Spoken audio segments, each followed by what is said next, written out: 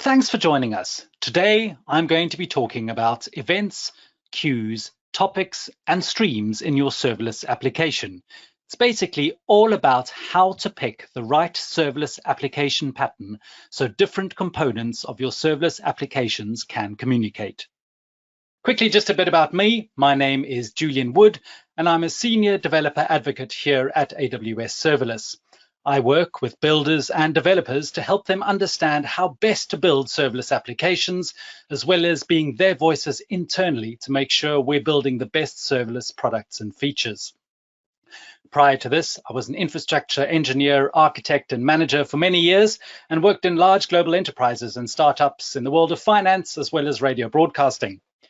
I've been using and talking about serverless for a number of years, helping the world fall in love with serverless, just as I have. And now I'm the lucky one. I get to do this at AWS. I'm a super proud dad of twin girls with an amazing wife who's got way too many superpowers. And I'm originally from Cape Town, South Africa, where, interestingly, the EC2 was originally developed. Please feel free to contact me with your serverless questions, whether you have questions from today or anything general about serverless application development, and you can reach me via my email or Twitter anytime. So, why are we here today? Building serverless applications is incredibly popular today and growing even more so. There are a lot of aspects to it which are unique and may be new for some people. From an architectural perspective, how to build serverless applications and how to think about design is important. I'll cover the different ways serverless functions are invoked and how different parts of your application can communicate via various messaging solutions. When we talk about serverless here at AWS, there are some things we like to think about when we define something as serverless. We mean it's the removal of the undifferentiated heavy lifting that is server operations. No infrastructure to provision or manage, no physical or virtual servers to provision, manage, operate, or even patch, no containers or clusters that you need to look after yourself, no infrastructure to manage in any way, shape, or form. As requests come in, serverless should automatically scale with usage. So when you think about elasticity of your application, as more requests come in, it scales up the underlying infrastructure to match that load. And as your load drops, it scales down. The unit of consumption is the individual request rather than a whole server unit. You pay for value. You only pay for what you use. Use more, pay some more, use less, pay less. Use nothing, never pay for idle. This goes along with the automatic scaling. From a cost perspective, you shouldn't need to think about capacity management in advance, having to pay for infrastructure up front. In a server full environment, pre-provisioning servers to handle peak load even when you're not fully utilizing your servers. And last in, built-in availability and fault tolerance. At AWS, we have the concept of regions. Inside regions, we have the concept of availability zones, which you can think of as separate data centers inside of a larger geographic area, separated by a meaningful distance for redundancy, at least a few miles. One of the architectural best practices is to build applications across multiple availability zones inside a given region. With our serverless products, this is something we do for you.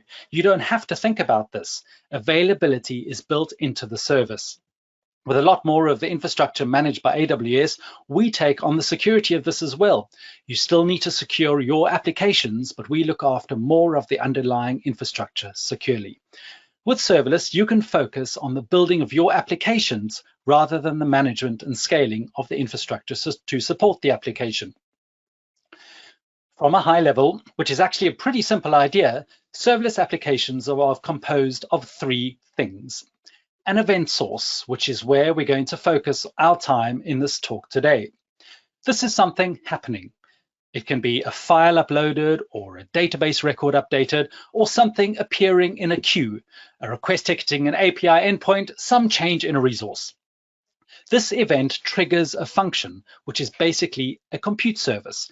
At AWS, it's our foundational serverless compute service called AWS Lambda. It's made up of code you've written, which is your business logic in your application, which then can react to the event. This can be written in one of 6, what we like to call runtimes, which support various languages. And you can even build your own custom runtimes, which people have used to create functions written in PHP, Scala, C++, Rust, Erlang, Elixir, and even COBOL.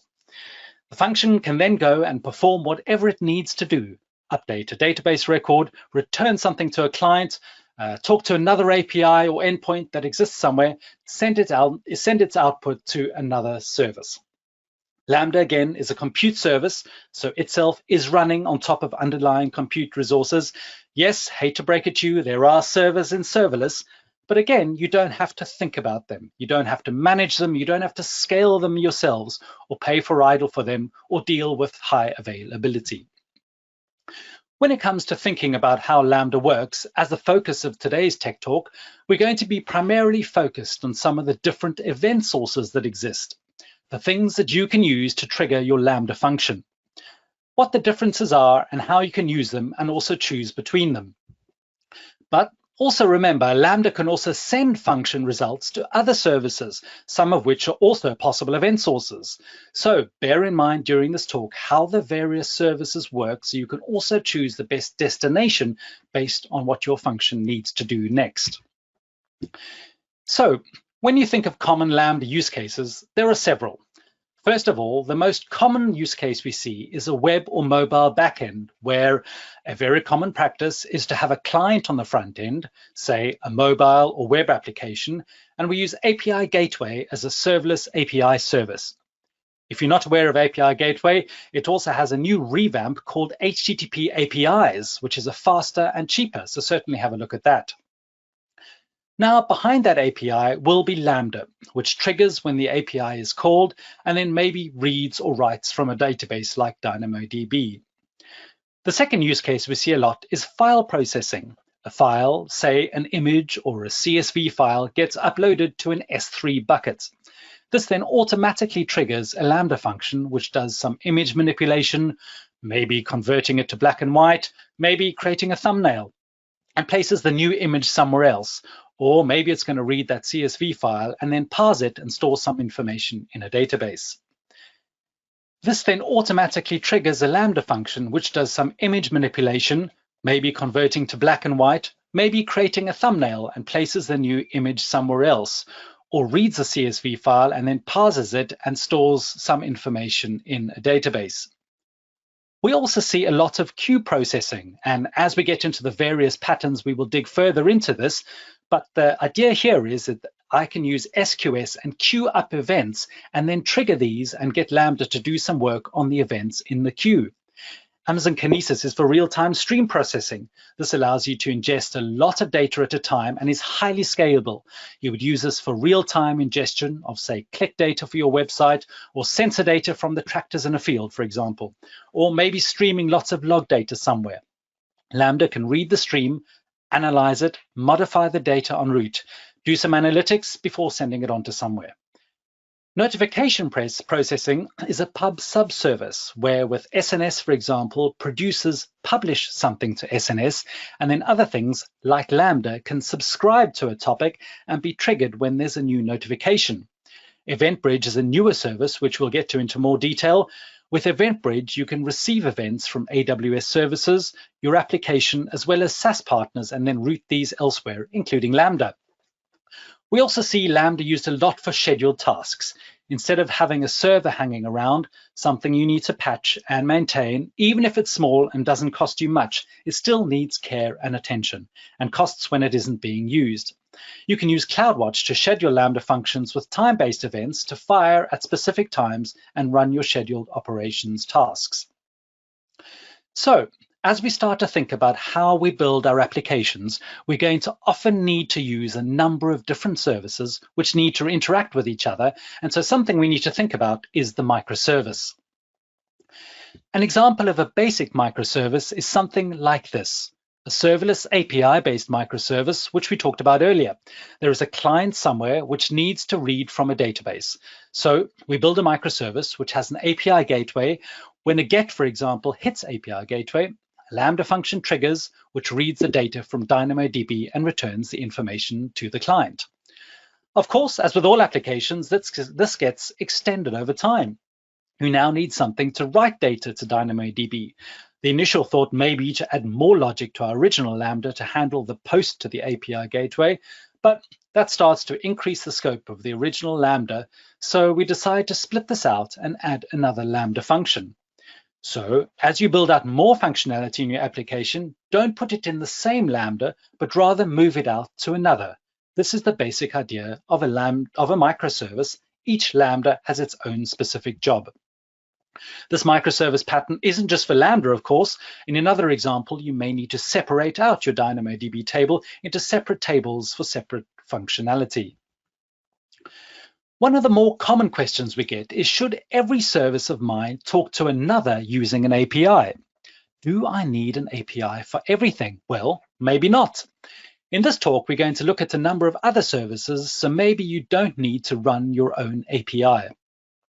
There's a helpful conceptual way to think about how your microservices need to interact, especially with APIs. Think of an iceberg.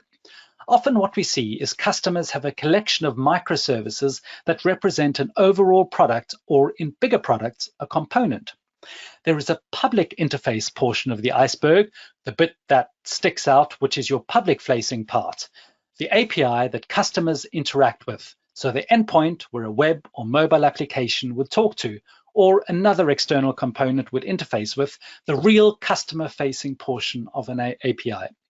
And then below the waterline, there's also the internal part of an application, which external users do not directly interact with. This is often the bulk of the application. In fact, often very few services need a public-facing API. They may only need to pass messages to each other, do not need a fully fledged API. If you're controlling all the various services that are being built as part of your application, and you have some level of organizational standards and communication, you often don't need to build an API between two private internal services at all. There are many other options for talking between services inside of a microservice architecture that aren't traditional APIs, and that's what we're going to talk about today. What services can you put between your different microservices to allow them to communicate? The ones below the waterline. And what are the features and benefits of the various solutions so you can use the best one for the job? We're going to talk about microservice patterns now and how Lambda interacts with various services. So with Lambda, we have a number of different execution models that we support. There's the synchronous push-based model, in this case with Amazon API Gateway, where it calls the order API, and this invokes a Lambda function, which may then interact with another service, and then synchronously send back the response to the client. In a synchronous model, the client waits for the response back from the service before proceeding. Then there's an asynchronous or event-based model, where services such as SNS or S3 might invoke a Lambda function based on a message being put into a topic with SNS or an object being put into an S3 bucket. The asynchronous functionality of Lambda returns that it has received the event and then carries on processing without the service that invoked the Lambda function having to wait for a response. Then lastly, there's the stream or poll-based execution model. In this case, with examples such as Amazon Kinesis and Amazon DynamoDB, these services are going to send out a stream of changes. The Lambda service will actually poll for and pull down those changes or those records and invoke a Lambda function on your behalf. So, three main execution models: synchronous, asynchronous, and stream-based. Across these live a number of different services that can invoke Lambda functions. Today, we're going to be focused primarily on Amazon's use of streams, SNS, SQS, EventBridge, and the Lambda API itself. So let's talk first about the Lambda API. Like nearly every service that we have here at AWS, the Lambda service is powered by an API. In this case, it is a public-facing API that anyone can very easily write an application against and interface directly with the service. Thinking back to what I was describing earlier, as this microservices model inside of Amazon, the Lambda API is actually what is consumed by other services that can invoke Lambda.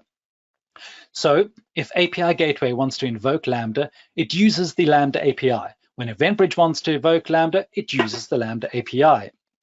In the case of all the asynchronous and synchronous models, the Lambda API is what is used already today. That's actually the only way to interact with Lambda. Now you can code an application client to talk to the Lambda API directly without having to go through an API gateway. And so if you don't have the need for some of the more sophisticated capabilities of API gateway, you can actually just direct one of the clients in one of our SDKs to code your application to invoke Lambda either synchronously or asynchronously directly without any other sort of middle service. This is actually maybe a lesser known or lesser understood capability of the Lambda product. You don't necessarily need another service between parts of your application and Lambda in order to handle the invocation. You can directly code this and get all the same capabilities as Lambda itself. Another option is Amazon SNS, Simple Notification Service. SNS is one of the oldest services that we have here at AWS. It's used very heavily by customers of AWS, both large and small. And so SNS, we say on the marketing site, for it is a simple, flexible, fully managed publish, subscribe, messaging, and mobile push notification service for high throughput and highly reliable message delivery. Essentially, what it means is that you can publish messages into what's called an SNS topic, and then that SNS topic has the ability to then push or deliver those messages out to services that have been subscribed to that topic. The publish is an asynchronous process, so once SNS has received the message, the publisher can carry on, confident SNS will handle the message reliably. These can be HTTP or HTTPS endpoints, mobile devices, SQS queues, or in the case of what we're talking about here today, Lambda. So as messages are put into an SNS topic, the SNS service can then go and directly invoke a Lambda function with these messages. And then your Lambda function can consume that message, that record, or that data and execute it. Now, there are a few interesting things that SNS can do. One is it has the ability to have multiple subscribers to a given topic. So let's assume you have a complex microservices environment. Let's say you have a checkout process. You could put a message onto an SNS topic that says an order was placed and that it should be consumed by a credit card processing service, a shipping service, an inventory service, for example. All of these are subscribed to this SNS topic, and then they would get the same message and then act upon it independently from each other, but again, still processing that single message. Now you can then do more sophisticated things on top of this as well as filter those messages. So only certain subscribers get the message. Let's say that at some point somebody cancels an order and you only need to update some of those services. You can set to only filter based on a canceled order. Another service that is integrated very deeply to the AWS platform today is Amazon SQS, or Simple Queue Service. Again, the product site says it is a simple, flexible, fully managed message queue service to send, store, and receive messages between software components at any volume without losing messages or requiring other services to be available. It's basically a managed queue service that allows you to publish messages into it. The Lambda service can then poll a queue looking for new messages, and when it finds messages, it will grab them and invoke the Lambda function on your behalf. Now, SQS is technically the first web service that Amazon ever launched, and it goes way, way back before actually technically there even was AWS as a business inside of Amazon. SQS is used very heavily internally at Amazon and AWS and by customers of all shapes and sizes to do massive throughput of queued message delivery. Now, in regards SQS and Lambda, it's pretty straightforward. You basically point Lambda at the queue, and what happens is the Lambda service maintains a poller that pulls the messages out for you. Now, those messages are processed in batches, and basically you're allowing the function to consume those batches, and then you can process the messages in the batch. Now, SQS has two types of queues, standard and FIFO queues. Standard queues have at least once delivery. There is the potential for a message and an SNS SQS queue to be consumed by more than one reader. As a large distributed system, it really favors durability and availability of the service, but what can happen potentially is there's a rare chance a message could be pulled out more than once. And so you do have to think about the idempotency of the messages inside your system and how that could impact things. SQS also now has FIFO queues, first in, first out, which do strictly guarantee the ordering of messages, as well as ensuring there aren't any duplicates. The trade-off is fewer transactions per second compared to standard queues. Amazon can also use streams.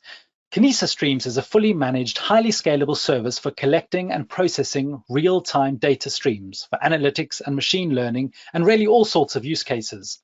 The way it works with Kinesis is, as data is put into a stream, the Lambda service will poll that stream, looking for changes, looking for new records being put in. It will poll those records out and inject them into a Lambda function via an invocation. Now, Kinesis is a really great product that has a lot of different capabilities to it. It's meant for really massive throughput, ingesting data, potentially terabits per second. So with Kinesis, you create a stream, then based on throughput, your stream is then split into shards, which have a fixed amount of capacity and throughput. Lambda will receive batches of messages off of those shards in parallel. Just like how SNS supports the ability of a fan-out model for sending messages to multiple receivers, Kinesis allows you to have multiple consumers off of the same stream, such as you could have individual applications that are all pulling in the same data. Now, in this case, there isn't really a way for you to filter those messages to prevent one application consuming a stream from only getting some messages, but it does support the ability to do multiple parallel application workloads for things like real-time analytics and data processing.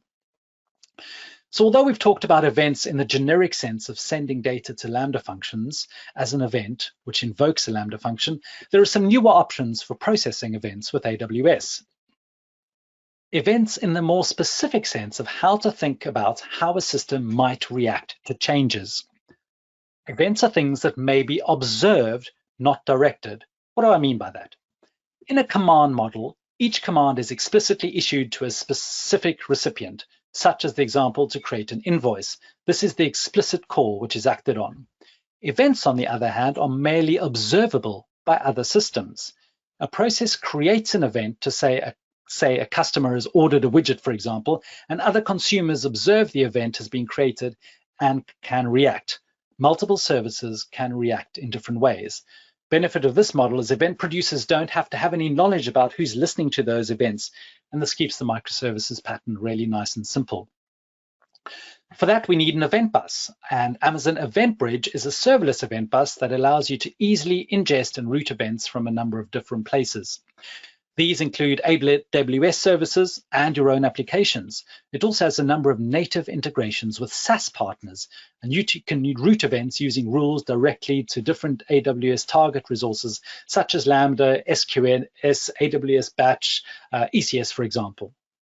And Amazon EventBridge was built out of the existing CloudWatch events. It uses the same API, and it's the evolution of CloudWatch events. Just like SQS and SNS, there's no infrastructure to manage or provision. Scaling is handled for you, and you only pay for what you use. So EventBridge provides an endpoint where event producers can send events, and there's a router involved which directs and filters those messages to the appropriate downstream consumers, and they only get the events they care for reliably while the producers remain decoupled. So just some examples for EventBridge, things of taking actions where you've got an AWS service that puts a notification onto EventBridge. Lambda can pick that up and then do something to your application. Your own application can create some event which can be passed to EventBridge, and that can then send it off to step functions, for example, to do some workflows. You can apply intelligence with a SaaS partner, for example, like Zendesk. You can use Amazon Comprehend or Amazon SageMaker, invoke via Lambda to do some analysis on the tickets that may be coming from your SaaS application. Your application can also fire some information via EventBridge into Kinesis Data Firehose, which could be used maybe for some analytics, or you could use Lambda to fetch some information from another SaaS partner such as Datadog and potentially store that information in DynamoDB. So if we look at the same architectural diagram as we did before, but this time for EventBridge, we see it's simple, flexible, fully managed event bus router to connect applications together. Events are published to an event bus. You then set up rules which match against something in the event and route the event off to one of 17 services, one being Lambda, which can then process the event. The handy thing with EventBridge is you can have multiple event producers adding very different events to a single event bus and simply use rules and filters to filter the different events and route them on to where they need to go. I just wanted to call out something else with microservices. Although we've been talking about how to connect many microservices together, there are also times when you may need more coordination than just set and forget asynchronous messaging between applications. And this is where AWS Step Functions shines. Step Functions is a serverless workflow automation service which is tightly integrated with Lambda. You create state machines which have tasks, choices, and branching logic to coordinate the components of a workflow transaction, stitching together services such as Lambda. So how can we go about thinking about how best to compare these various services? So there are basically 6 primary criteria that I think about as a comparison. There are definitely other things that we could talk about, like maybe complexity, but these 6 are probably the biggest things to help people think about which of these services they would consume. So we're going to be talking about scale and concurrency controls, the durability of the data inside of one of these services, the persistence of the data inside of the services. Then we'll talk about the consumption model and how to think about how applications take data out of these services. Then we'll talk about failures and retry handling. And the last thing we'll talk about is pricing, which is definitely a factor that people are going to want to think about. So I'm going to break down in chart form the differences. I appreciate this isn't the prettiest slide, but at least it gets all the detail in front of you and helps you compare the services against each other. So when it comes to scaling and concurrency controls, first of all to mention, all of these services are meant for massive, massive, massive concurrency. There are AWS customers using each of these services in some way at really incredible scale. So you should feel confident that for almost any workload, you can make one of these services handle the concurrency and scale required for your business. Now, one aspect you may want to think of is you may actually want to control that scale and concurrency. You may need to protect downstream resources. You may want to make sure you're not consuming data too quickly. And so the ability to control that scalability is also something you should be thinking about. With the Lambda API, the way that Lambda measures concurrency is with the actual number of invocations that are happening at any point in time. It's not a per second or a per minute time period. It's just the concurrency at any point in time. For each individual function, you have the ability to control the concurrency via something that is called per function concurrency throttle, which we'll cover in detail shortly. For SNS, as well as EventBridge, the service itself automatically scales. You never have to think about what's involved in scaling an SNS topic or an EventBridge event bus. When it comes to consumption of data out of SNS or EventBridge, the Lambda Per Function Concurrency setting is really the only way you can configure how quickly you want to consume the data. With SQS, it's very similar. The service itself is just going to scale. You never have to think about turning any knobs or levers in order to make SQS scale up and down. For the Lambda integration, you define the batch size, which is the number of records from the queue as part of a single invocation payload. And again, you can configure per function concurrency settings to control downstream consumption. Kinesis is a little bit different. With Kinesis, you do have to think about the number of shards that you have in a stream. And so a single shard provides an ingest capacity of 1 megabyte per second, or about 1,000 records per second, and then an outbound of up to 2 megabytes per second of data. Basically, this means is you can actually read from Kinesis faster than you can write to it. Now, if you have multiple consumers off of a single stream and off the same shard, they will basically share that total output of 2 megabytes. And so that's why the output number is larger than the input number. So with the 5 different services, Kinesis is really the only one you need to think about the maximum capacity or throughput of the underlying service. And it's something that makes Kinesis not as serverless as the others, as upfront you need to define your throughput with the shards. With SNS, EventBridge, and SQS, it's going to automatically scale up to handle as much data as you can throw at it. So coming back to have a deeper look at Lambda Per Function Concurrency. This allows you to say what the max number of functions that can be invoked at the same time. And this can go all the way from 0 all the way up to the maximum total amount for an account in a given region. This is a shared concurrency pool across all of the functions in the account in a region. Today, by default, you get 1000 concurrency, which is shared across all functions. You can request to get a much higher limit if you need it. You can set this lower for a particular function if you don't want to flood a downstream resource. So for example, if an external API or database can only handle 50 connections at a time, you can set per function concurrency to 50. So you know the Lambda function will only ever invoke 50 at a time, so you will never get more than 50 connections to the downstream resource at a time. It's worth having a look at a new feature called RDS Proxy, which allows you to share database connections as a connection pool, which is another way of managing downstream resources specifically for RDS. You can also now use a feature called provision concurrency to, in effect, pre-warm a Lambda function up through the init stage and reserve some concurrency for it. This may be useful for the most latency sensitive, generally synchronous invocations. Setting your Lambda function concurrency to 0 is in effect a kill switch. It's a way to flag a function as off. This is one way to stop a Lambda function invoking. It can be used to stop any connections when a downstream resource is down or you need to do some maintenance somewhere. No need to push code out to disable it or disable the event source. Just set your Lambda function concurrency to 0. So another way to visualize the different concurrency models. With SNS, EventBridge, API Gateway, it's one-to-one. Each notification, event, or API call will trigger a Lambda function with the one event. With SNS and EventBridge, it's a best attempt to deliver in the order they were received. SQS will also trigger one Lambda for each event, but events can be batched up in a queue and are not lost.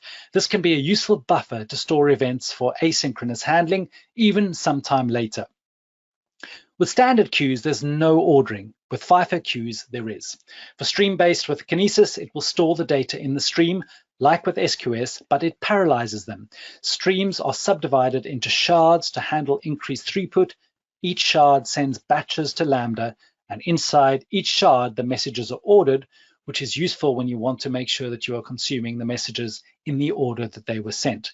An example would be log streaming or click traffic when the time order is important. Now, one last bit here about concurrency is understanding the difference between concurrency and latency.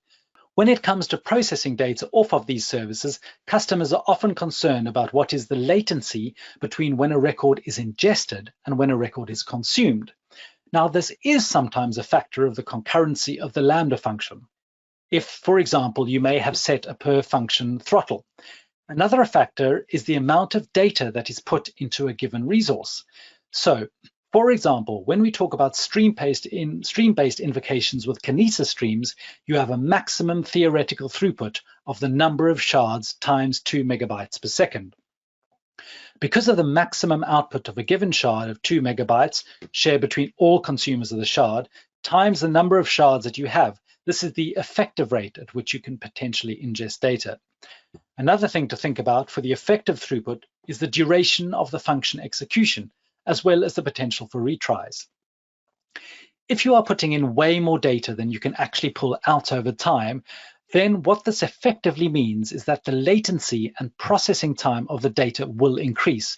You may need to add more shards. It's not necessarily just about how much time it takes for the service to ship the data from point A to point B, but it's how long it takes for you to actually process the data, maybe in your Lambda function, and send it to a downstream process. This is primarily for the streaming-based services like Kinesis, often due to the amount of data flowing through the system. For other services, it's more straightforward. What you're talking about is the maximum concurrency divided by the average duration, which effectively gives you the events per second. If you do have per function concurrency, that limits your processing throughput. It isn't a function of the queue scalability, but rather your application. So thinking about concurrency versus latency is an important aspect when it comes to performance and something you may need to factor into your product choice. Durability.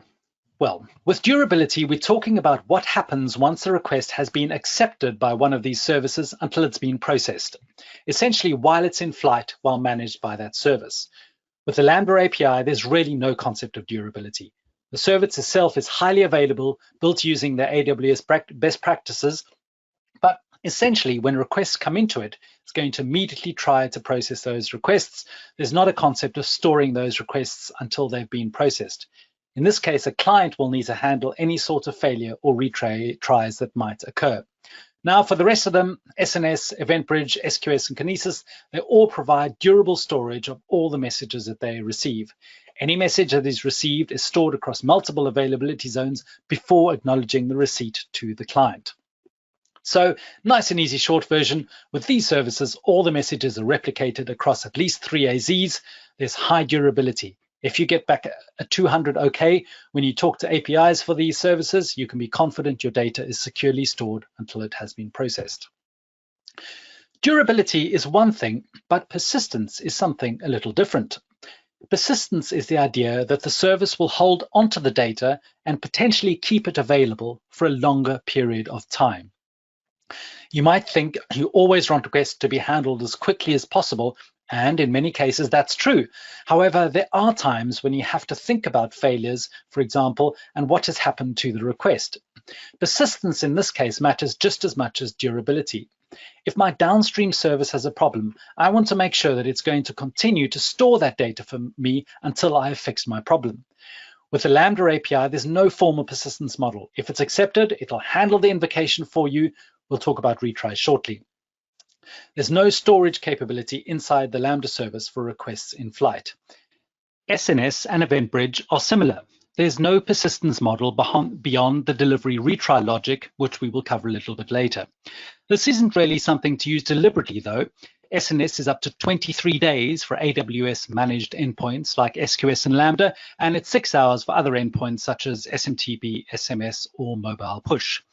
EventBridge will keep your events for 24 hours while it retries routing the event onto the other resource. SQS is different here. So SQS by default stores messages for 4 days. So you can write data into an SQS queue without pulling any data out of it for 4 days, and then begin pulling that data out. And as long as you can consume that data faster than it could expire in that time frame, you can also modify this and change what's called the message retention period all the way up from 14 days or to as low as 60 seconds. You can use this for various reasons. One of the things we often see customers do is put data into a queue that maybe they only need to process every now and again. Or if there's data that's only relevant for a specific amount of time and you're happy for messages to get expired when they are no longer useful. Another very common and effective pattern is to use SQS as a buffer in front of a service where they don't really know how heavily it might get used. If you get maybe 10,000 requests per second for a small period of time, when you would normally maybe get 10 requests per second, SQS would be able to take on that huge ingestion, and then you can consume the messages at whatever rate the rest of your application can handle. Streams are similar. By default, data is stored up to 24 hours. You can also increase this up to 168 hours, which works out to be 7 days, by something called extended data retention. This does come as an extra cost of 2 cents per shard hour above the default 24 hours.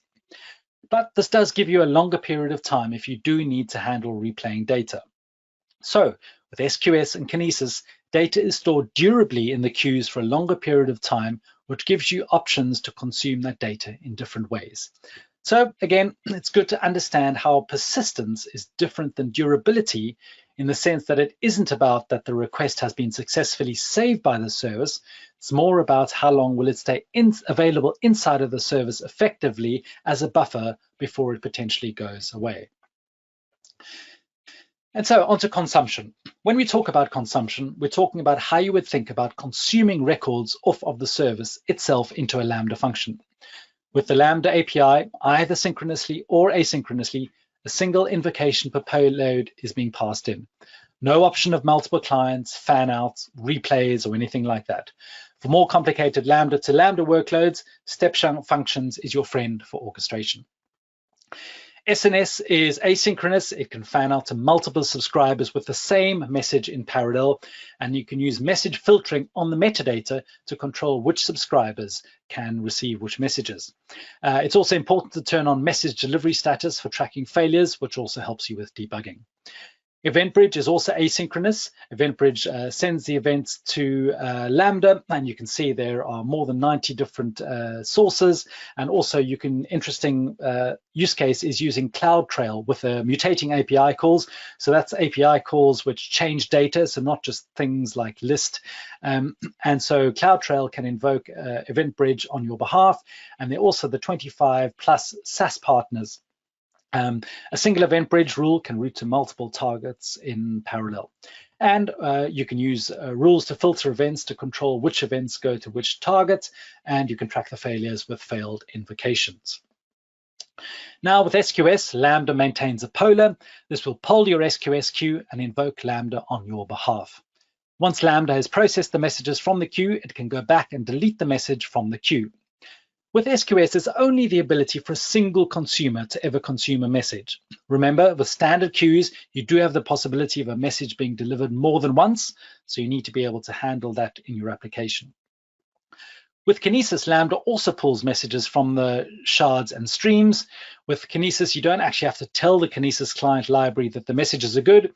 You just need to tell the Lambda service that the function has completed successfully, and it will use the Kinesis client library itself on your behalf to report back that the records are processed. Something to be aware of with Kinesis is you do need to configure the batch size, and sometimes depending on how data was put into Kinesis, those batches may also contain other batches. So have a think about how much processing needs to happen within your Lambda functions before it reports back that it has completed everything within the queue. So also you need to, within your application, be able to handle repeated retries and failures. So with the Lambda API, the retry failure logic is client dependent for synchronous applications. You will handle this within your web or within your mobile application. So by default, for asynchronous invocations, they are retried twice by Lambda. And now recently, you're able to actually configure this between 0 and 2.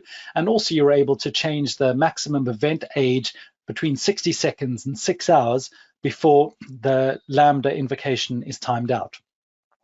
With SNS, if Lambda is not available, SNS will try a whole bunch of different times with exponential backoff, up to just over 23 days before the message is discarded. And EventBridge works in a similar way.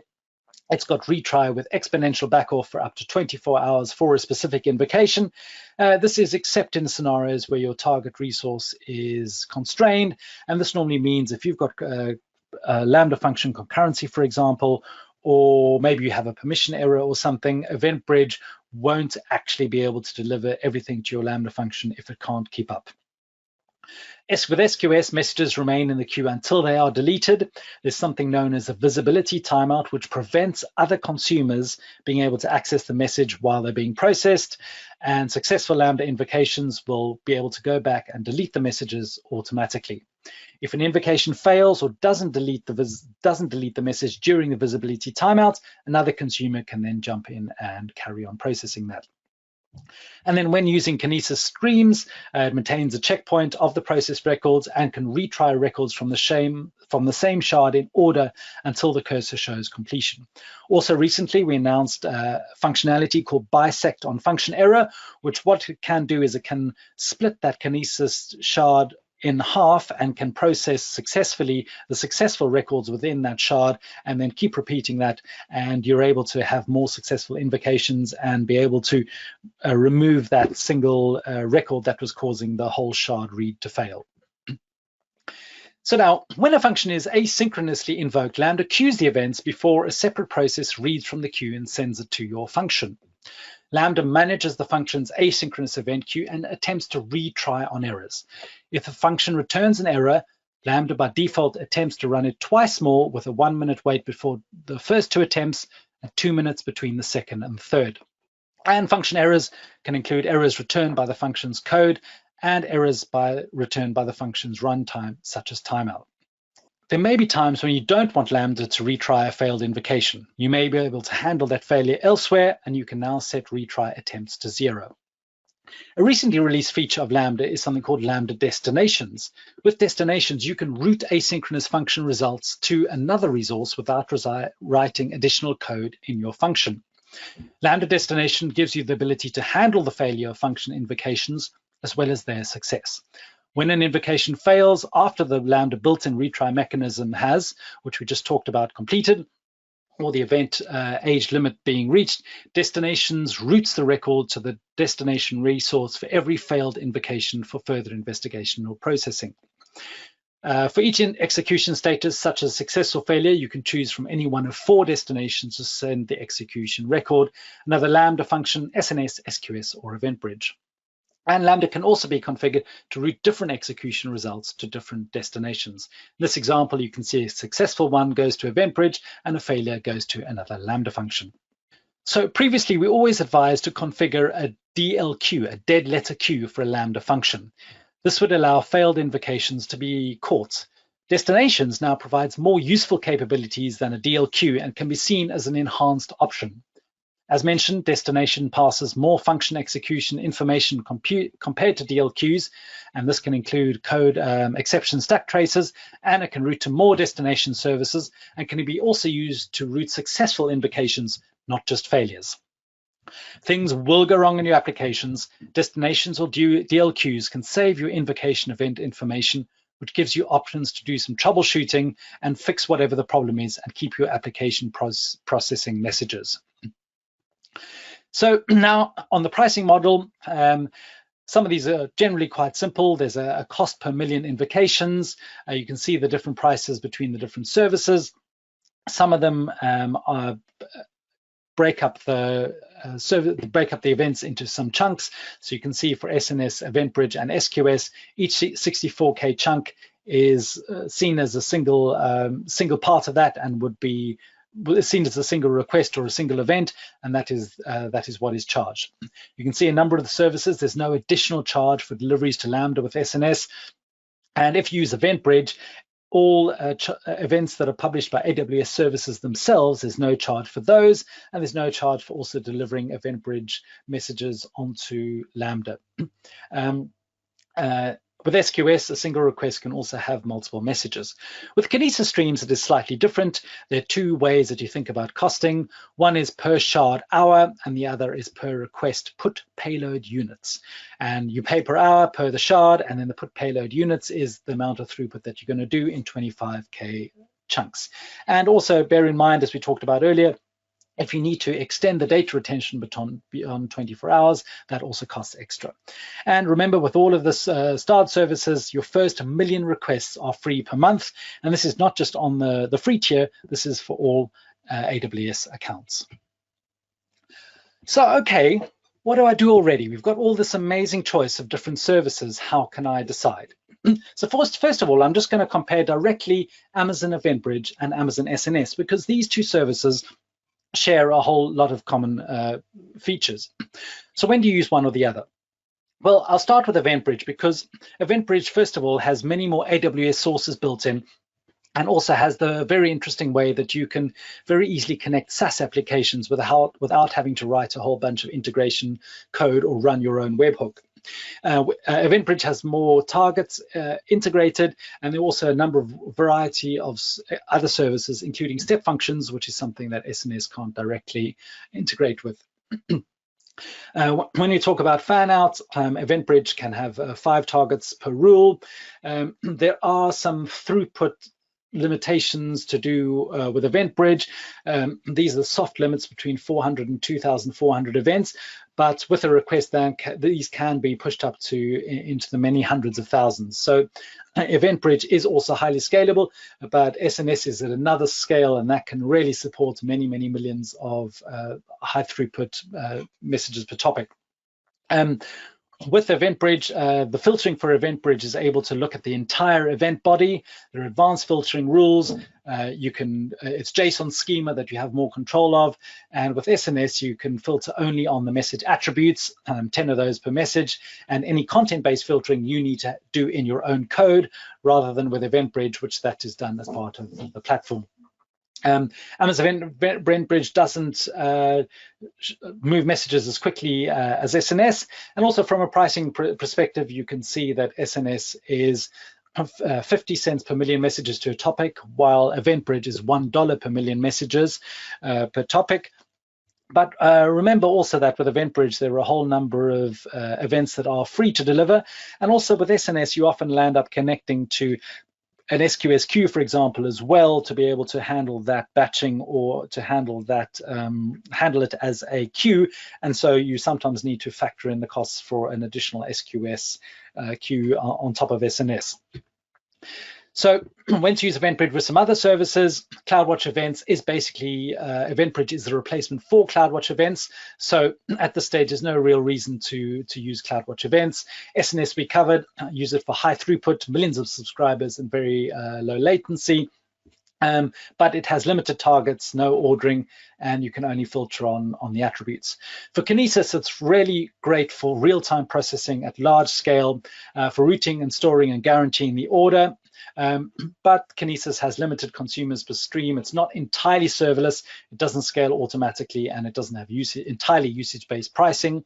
And SQS is really good if you need that resiliency and a longer time for things going into the queue. There are some ordering guarantees with FIFO queues and a great service to use to buffer downstream services. So things to think about. Which invocation resource is the right one for you? How real-time is your real-time need? How synchronous is your synchronous workload? Can you rather poll for updates after an asynchronous invocation? Does order really matter?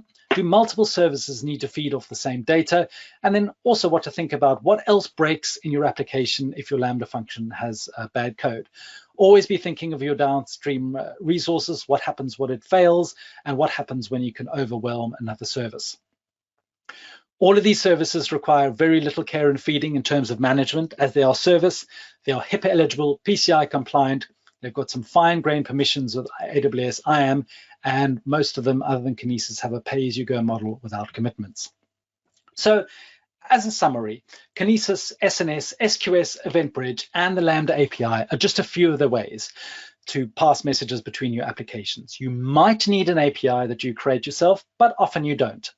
Think through the factor comparisons I went through: scale, durability, persistence, consumption model, retries, pricing. And the fact is, you'll probably end up needing more than one and potentially end up using each of these services in some part of your infrastructure. We didn't cover SAM CLI today, which is the Serverless Application Model. And this has a great feature with SAM CLI that you can locally test these services on your laptop or workstation. You can generate events and test it. For the pricing models, it makes this really easy to get started without any sort of commitment, without managing hosts, without having to spend a lot of money, especially with the free tier. There's a great way to experiment with serverless and work out which is the best product for you. Nearly everything I talked about today is available online at aws.amazon.com/serverless. This is the homepage of Serverless Applications. aws.amazon.com/product/application.integration also has lots of information on how to integrate your applications. It covers all the services we went through today, so certainly worth looking at. Well, thank you so much for joining us here today. I'm Julian Wood, a Senior Developer Advocate at AWS. You can find me at jrwood@amazon.com via email and Julian_Wood on Twitter. We are now available to answer any questions you may have in the chat, so keep them coming and we'll try to answer them as best we can. Really, thanks so much for joining us today, and I hope to see you in another Tech Talk soon.